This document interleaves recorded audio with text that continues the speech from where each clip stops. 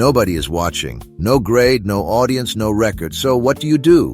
What you do right now, when there is no one to perform for, is the only honest answer to the question of who you are. Welcome to the Stoic Compass. I am Epictetus, and today I am joined by Carl Jung and LAOZI. Today we are examining who are you when no one is keeping score. Most people have never actually met themselves. They have met their reputation, their role, their performance under observation. Strip those away and they do not know what is underneath. That is not a mystery. That is a crisis. And most people would rather stay busy than face it. I would not call it a crisis so quickly. The self that appears when no one is watching, that is not simply the real self in some clean, unambiguous sense. It may be closer to it, but the person you are in private is also shaped by what you have suppressed, what you fear, what you have never allowed yourself to examine. The absence of an audience does not automatically produce authenticity. It may simply produce the shadow. You are both assuming that the self is something fixed, waiting to be discovered. What if there is no single answer underneath the performance? What if what you are when no one is watching is simply what arises? And the question is whether you are honest enough to see it. That is a comfortable way to avoid the harder point. The person who is kind only when someone is watching is not a kind person. The person who works hard only when their boss checks in is not a disciplined person. Character is what you do in the gap between observation and consequence. If the gap is empty, you have your answer. That is partly right, but it oversimplifies the interior. You assume that laziness or unkindness in private is simply weakness or bad character. But what if it is something older than that? What if the person who collapses when no one is watching has spent so much energy maintaining a self that others will accept that they have no inner life of their own to fall back on? That is not a moral failure. That is a structural one. And yet, diagnosing the structure does not change what is happening. The person who is unkind when no one watches is still unkind. The person who is generous when no one watches is still generous. What you do in the silence is not a puzzle to be solved. It is simply what you are doing. Exactly, which is why the question is not psychological, it is practical. What are you doing when the incentive to perform disappears? That is your character, not the version you have explained to a therapist or written in a journal. The version that wakes up and decides with no audience what to do with the next hour. But Epictetus, here is where I think you skip something important. Many people do not know what they do when no one is watching, because they have never been fully alone in the psychological sense. They carry an internalized audience everywhere. The parent's voice, the teacher's judgment, the idealized image of the person they believe they should be. That internal observer is often more severe than any external one. The person is never actually without a scorekeeper. The scorekeeper just moved inside.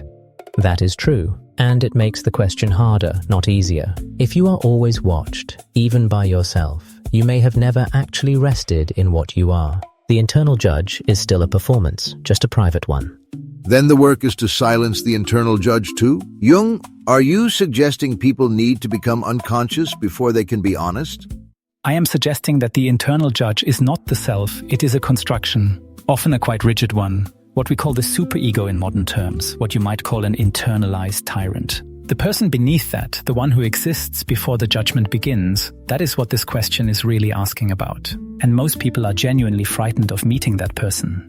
Or perhaps that person is quieter than both of you expect, not frightening, not damaged, simply unexamined. When the water is still, it does not need to be interrogated. It shows you what is there. Water does not make choices. People do. That is the distinction you keep softening, LAOZI. The question of who you are when no one is keeping score is not answered by stillness. It is answered by what you choose when the stakes appear to disappear. And I am saying the stakes never disappear. You are always acting, even doing nothing is acting. The person who sits quietly when no one is watching is not hiding from the question. They are answering it. I think LAOZI is pointing at something important here, though I would frame it differently. The self that emerges in genuine solitude, not distraction, not rest in the passive sense, but real aloneness, often carries qualities we have disowned in public. The person who is harsh in company may be tender when alone. The person who performs confidence may dissolve. The private self is not simply the true self in a moral sense. It is the self that has not yet been shaped by the need for approval. Then the question becomes, do you like what you find there? Not whether it explains you, not whether it reveals some archetypal wound. Do you respect it? Because if you do not respect the person you are when no one is watching, no amount of performance will fix the problem. The performance only covers it. That may be the closest thing to agreement you have offered in this conversation. It is not agreement. It is a different direction to the same wall. Jung wants to excavate the self. I want to judge it. You want to observe it. None of us are doing the same thing. And none of us may be wrong about that. Perhaps each approach is necessary at a different stage. You cannot hold yourself accountable for something you cannot see, and you cannot see it if you refuse to look beneath the surface. And perhaps, as LAOZI suggests, you cannot look beneath the surface if you are still too busy performing even for yourself.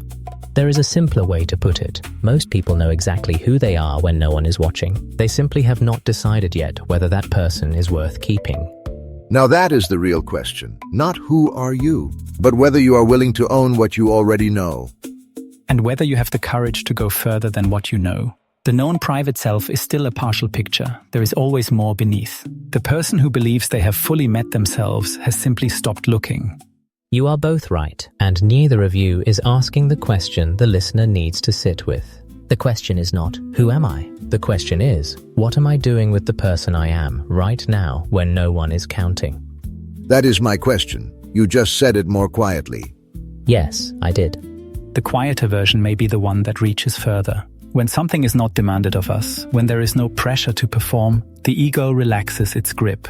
That relaxation is not weakness. It is the only condition under which the deeper layers can speak. What people discover in that space is often uncomfortable, not because it is monstrous, but because it is honest. And honesty, after years of performance, can feel like a stranger.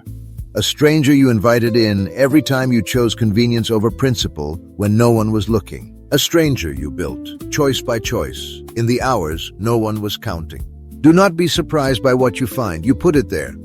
And you can choose what to put there next. That is the part both of you have been circling without landing on. The private self is not fixed. It is just less observed. What happens in the unobserved moments accumulates, quietly, without announcement, into something that eventually cannot be hidden. Which is precisely why the private life is so psychologically significant. The patterns we indulge when no one is watching do not stay private forever. They surface. In relationships, in decisions, in the moments when pressure strips away the performance, and what remains is what was always being built in the quiet. The unconscious keeps a ledger even when the ego does not. The unconscious keeps a ledger. Your own choices keep a ledger. The universe keeps a ledger. And none of them care what you told people at dinner.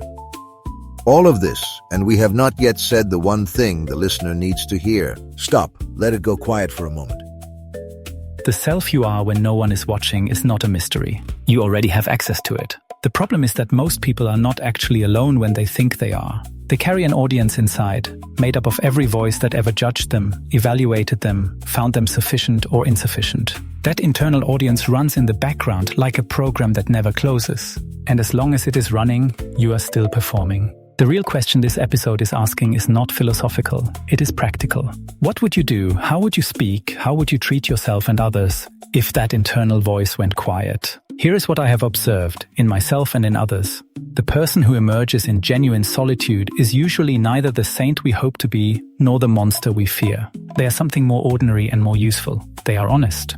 And that honesty, raw and unpolished as it often is the only material you can actually work with. Today, try this. Find 20 minutes completely alone, with no phone, no task, no input of any kind. Do not meditate, do not plan, just notice what you do with yourself. Notice what thoughts arrive first, notice what you reach for, notice what you avoid. Do not judge it, just watch. What shows up in that 20 minutes is not all of who you are, but it is something true, and something true is always worth knowing. The audience will return. The score will resume. People will be watching again soon enough. But for a moment, before that happens, you have met something real. Do not dress it up. Do not explain it away. Do not make it acceptable before you have actually seen it. The person you are in the silence is the person you are building in public. That building is already underway. The only question is whether you are the one doing it, or whether you have handed the tools to someone else.